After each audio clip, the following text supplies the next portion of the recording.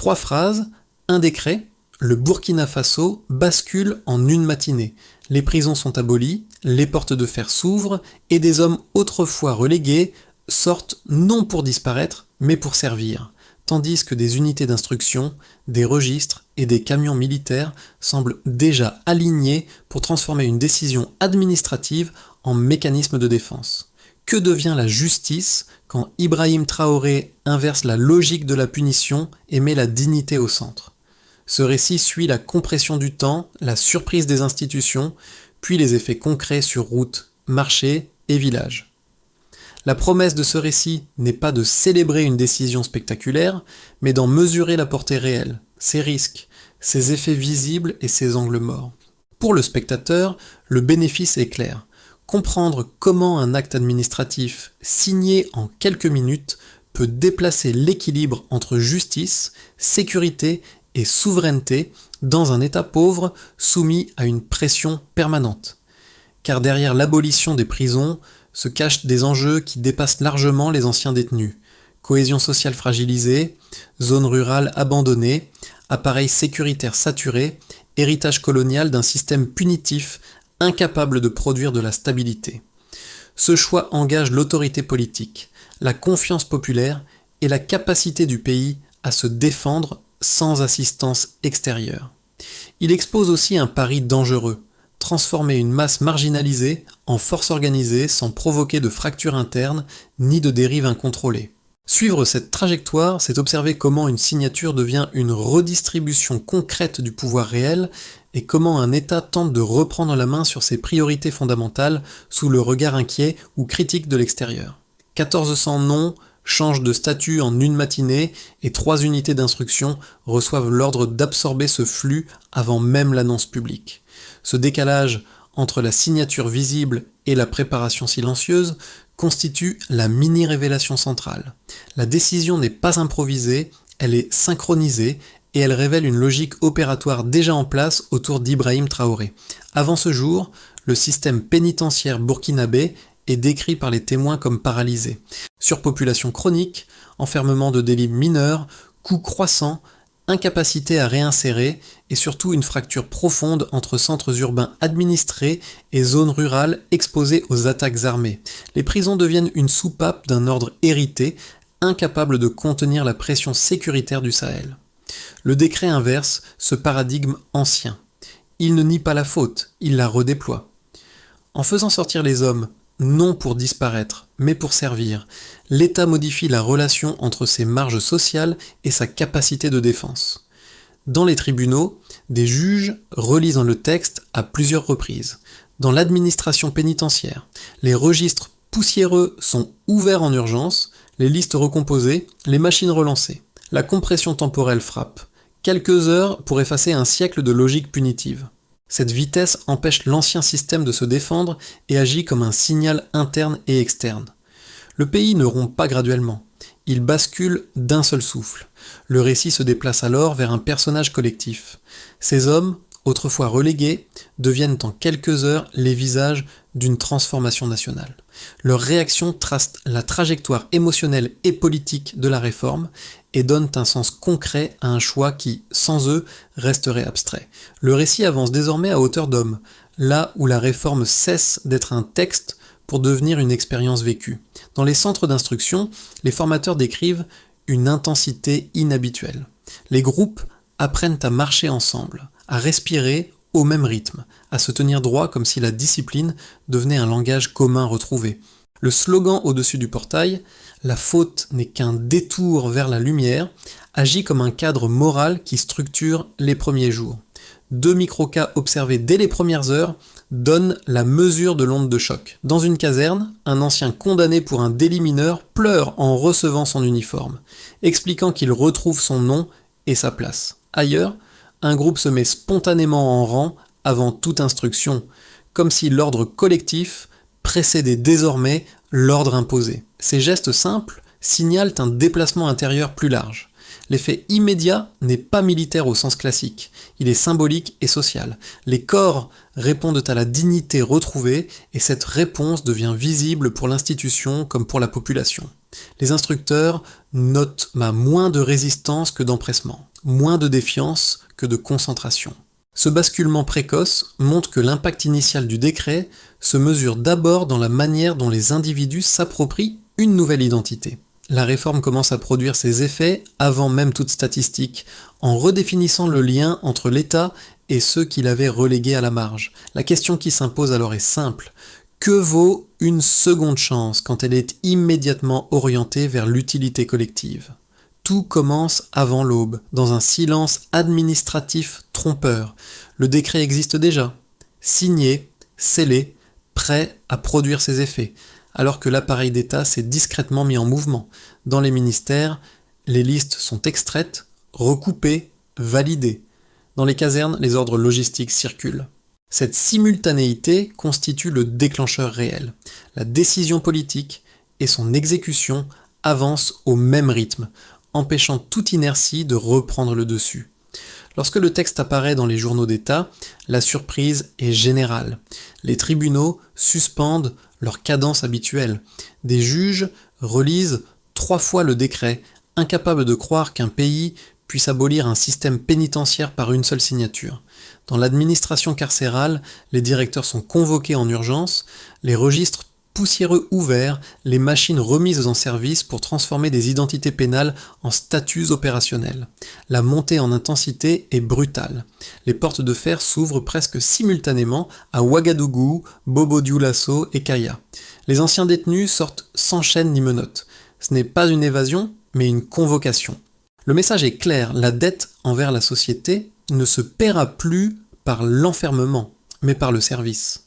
Cette bascule s'opère en quelques heures, créant une rupture nette entre l'ordre ancien et une logique nouvelle. Dans la soirée, les premiers camions militaires se positionnent devant les prisons. Les soldats ne viennent pas surveiller, mais accueillir. On distribue des uniformes simples, un repas chaud, puis une parole d'engagement. Cette scène marque le point culminant de la séquence initiale. Au siège du pouvoir, Ibrahim Traoré relit le décret d'une voix ferme, sans emphase, comme pour ancrer l'acte dans une normalité institutionnelle plutôt que dans un geste spectaculaire. Les répercussions immédiates apparaissent dès les premiers jours. Dans les centres d'instruction, l'intensité surprend les formateurs. Les hommes s'entraînent comme s'ils cherchaient à rattraper chaque seconde perdue derrière les barreaux. L'apprentissage est rapide, la discipline s'installe et les unités dédiées prennent forme. Dans les rues, la population hésite, débat, puis commence à s'approprier le sens de la réforme. Les femmes de marché résument le basculement en une phrase. Ils reviennent, mais pour défendre. Cette chaîne d'événements montre que la réforme ne procède ni par tâtonnement, ni par annonces successives. Elle fonctionne comme une onde de choc maîtrisée. La vitesse empêche la contestation interne de s'organiser, tandis que la visibilité des effets concrets désamorce une partie des peurs. Le pays ne cherche pas à convaincre par le discours, mais par l'enchaînement rapide des faits, laissant la réalité quotidienne parler avant toute justification idéologique. Avant le décret, les administrations décrivent une vulnérabilité diffuse. Routes rurales peu contrôlées, attaques récurrentes, prisons saturées et forces régulières étirées au-delà de leur capacité. Après la décision, un premier signal change brutalement. Les attaques armées chutent d'un rien de moitié en un mois, signalant un passage rapide d'une insécurité dispersée à une présence territoriale structurée. Cette variation n'est pas présentée comme un miracle, mais comme un déplacement immédiat de la force disponible vers des zones longtemps délaissées. Un autre chiffre éclaire l'ampleur organisationnelle. Environ 1400 hommes sont intégrés en quelques jours, un volume humain qu'un dispositif de formation classique n'aurait jamais pu produire dans un délai comparable.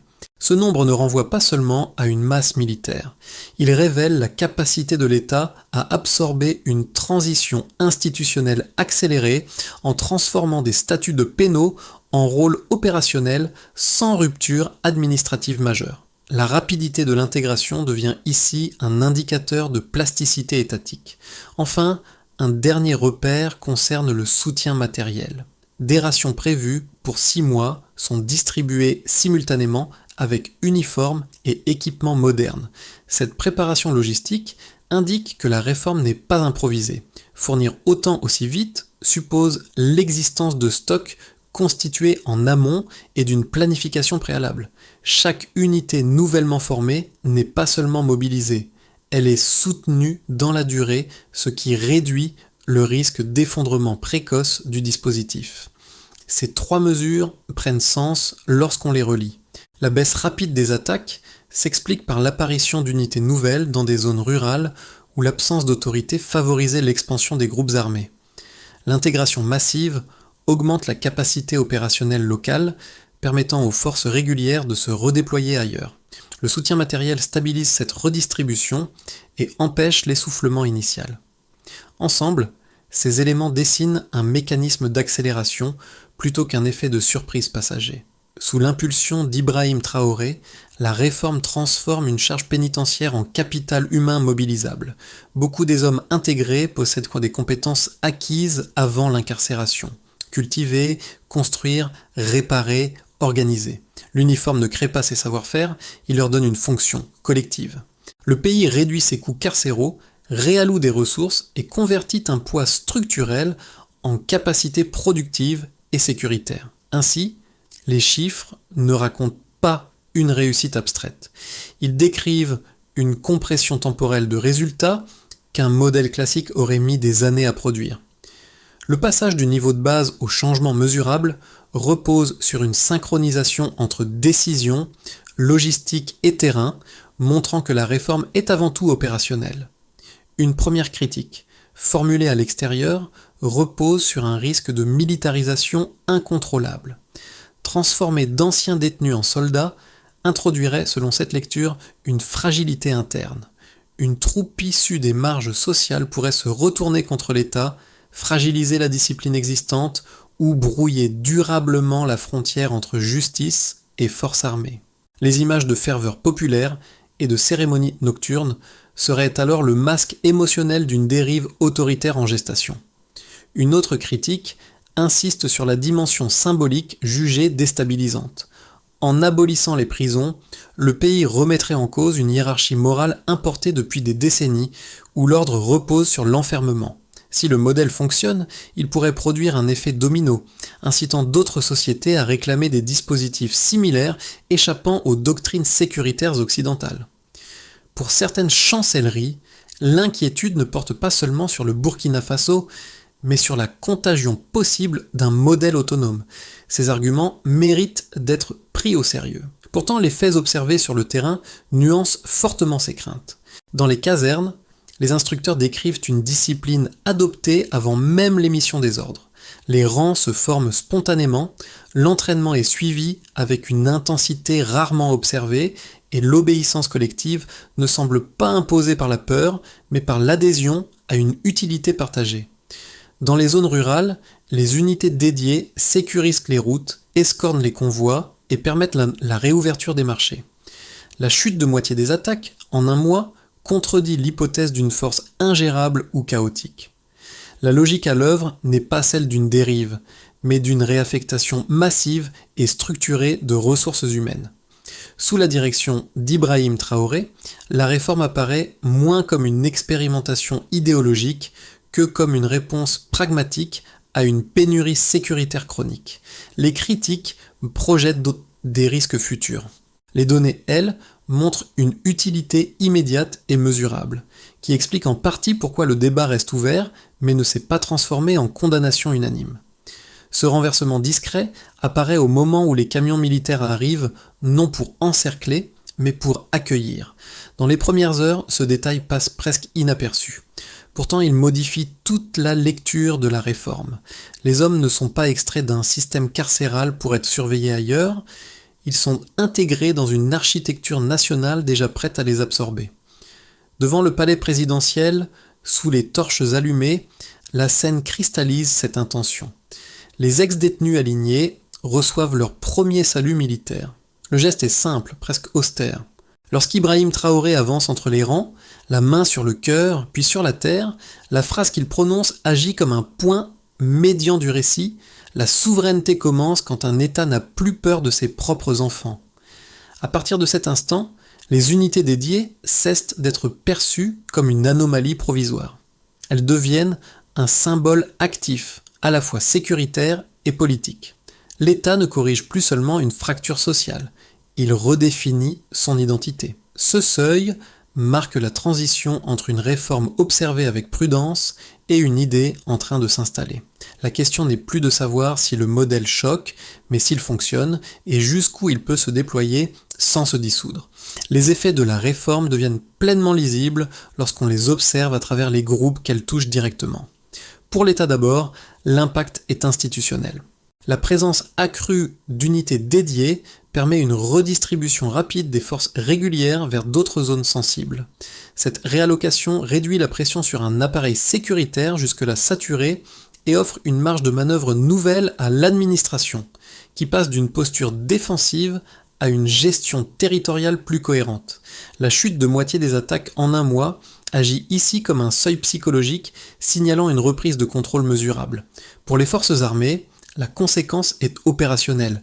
L'intégration d'anciens détenus augmente la capacité locale sans allonger les chaînes logistiques traditionnelles. Les unités nouvellement formées patrouillent, sécurisent et maintiennent une présence continue là où l'armée régulière ne pouvait intervenir qu'épisodiquement. Cette complémentarité réduit l'usure des troupes existantes et transforme une pénurie chronique en dynamique cumulative. Les témoignages d'instructeurs soulignent une intensité et une discipline qui stabilisent rapidement ces nouvelles composantes. Du côté des populations civiles, notamment en zone rurale, les effets sont quotidiens et visibles, les routes se sécurisent, les marchés rouvrent, les convois humanitaires circulent de nouveau, les écoles accueillent les enfants dans des villages qui avaient été désertés par crainte des attaques. La réforme cesse alors d'être un débat abstrait pour devenir une amélioration concrète de la vie ordinaire. Les femmes de marché résument ce changement par une formule simple. Ils sont revenus pour défendre, non pour inquiéter. Cette perception populaire explique en grande partie l'adhésion initiale au dispositif. Pour les anciens détenus eux-mêmes, la conséquence est identitaire. Le passage du statut de condamné à celui de défenseur redéfinit leur place dans la nation. L'uniforme n'efface pas la faute passée, mais il inscrit l'effort présent dans un cadre collectif reconnu. Cette transformation réduit la stigmatisation et crée un lien de responsabilité réciproque entre l'individu et l'État. La dignité retrouvée devient un facteur de stabilité plutôt qu'un risque d'indiscipline. À l'échelle régionale, enfin, les effets se propagent par contraste. Les chancelleries observent une stabilisation que leurs propres interventions n'avaient pas produite. Dans plusieurs capitales africaines, la question circule. Si cela fonctionne ici, pourquoi pas ailleurs ? Sous l'impulsion d'Ibrahim Traoré, le Burkina Faso projette ainsi une image de souveraineté pragmatique, fondée moins sur le discours que sur des résultats observables. Ces conséquences, prises ensemble, montrent que la réforme agit comme un système imbriqué. Chaque groupe bénéficie d'un effet spécifique, mais c'est leur interaction qui donne sa cohérence au basculement en cours. À court terme, une première trajectoire possible est celle d'une continuité prudente. Les unités dédiées maintiennent la baisse initiale des attaques et prolongent la sécurisation des routes rurales. Les marchés restent ouverts, les convois humanitaires circulent plus régulièrement et l'armée régulière peut réallouer une partie de ses forces vers d'autres zones sous pression. Dans cette trajectoire, l'État consolide progressivement le dispositif sans élargissement brutal, tout en cherchant à éviter des frictions internes. La diplomatie extérieure demeure critique, mais sans mesures coercitives directes, consciente du soutien populaire dont bénéficie la réforme. Une trajectoire plus favorable suppose un franchissement qualitatif. Les unités dédiées deviennent un cadre pleinement intégré, stabilisant durablement plusieurs axes stratégiques. Les résultats sécuritaires s'installent dans le temps et inspirent des réformes comparables dans 2 ou 3 pays voisins. Des universitaires africains commencent à théoriser une justice orientée vers l'utilité sociale, tandis que les communautés rurales développent une coopération élargie avec les unités locales. Sur le plan régional, l'exemple burkinabé est cité comme preuve qu'un État peut produire des résultats sans tutelle extérieure, ce qui renforce la légitimité interne du modèle. Une trajectoire plus fragile apparaît si la pression internationale se transforme en sanctions économiques, en campagnes médiatiques agressives ou en tentatives de déstabilisation diplomatique. Dans cette hypothèse, L'économie déjà fragile du pays pourrait subir des tensions logistiques affectant l'approvisionnement et la pérennité des unités dédiées. Un ralentissement de l'intégration, voire des ruptures matérielles, risquerait d'éroder la ferveur initiale. La réforme serait alors présentée à l'extérieur comme un avertissement, dissuadant d'autres États d'imiter le modèle. Ces trois trajectoires peuvent même se combiner. Elles dessinent un éventail où l'issue dépend moins des déclarations que de la capacité à maintenir la discipline, la logistique et l'adhésion sociale. La question centrale devient alors stratégique. Comment protéger une réforme interne des chocs extérieurs sans la figer ni l'exposer à une surenchère sécuritaire ? Pour qui observe, l'enjeu n'est pas de prédire un futur certain, mais d'identifier les leviers décisifs. Si la synchronisation entre terrain, administration et perception populaire se maintient, la trajectoire de base peut évoluer vers la version haute. A l'inverse, toute rupture dans cette chaîne pourrait faire basculer l'équilibre fragile. À ce stade du récit, la réforme cesse d'être uniquement une affaire burkinabé. Elle renvoie le spectateur à sa propre manière de penser la faute, la sécurité et la réparation. Pour ceux qui vivent dans des sociétés confrontées à la violence diffuse, à la récidive ou à l'enfermement de masse, l'expérience observée agit comme un miroir inconfortable. Elle suggère qu'un système peut chercher la stabilité autrement que par l'exclusion permanente. Pour les communautés locales du Burkina Faso, le changement est tangible. La peur qui structurait le quotidien recule, remplacée par une discipline visible et partagée. Les marchés qui rouvrent, les écoles qui reprennent et les villages qui se repeuplent transforment la sécurité en fait vécu plutôt qu'en promesse abstraite. Cette normalisation progressive modifie la relation entre civils et forces armées, fondée moins sur la crainte que sur l'utilité mutuelle. Pour les familles des anciens détenus, l'impact est intime. Le retour ne se fait pas sous la forme d'un fugitif ou d'un homme brisé, mais d'un individu investi d'une responsabilité reconnue. Cette reconnaissance publique réduit la stigmatisation et crée un cadre où l'effort individuel devient lisible socialement. Le lien rompu par l'incarcération se reconstruit par le service rendu. Pour l'observateur extérieur, enfin, la séquence interroge des certitudes profondes. Elle invite à distinguer la discipline de la répression et la souveraineté de l'isolement. Sous l'impulsion d'Ibrahim Traoré, le pays propose une lecture où la sécurité n'est pas seulement produite par la contrainte, mais par l'intégration orientée. Cette proposition ne demande pas l'adhésion, mais elle exige un examen honnête. Ainsi, la réforme agit comme un déplacement de perspective.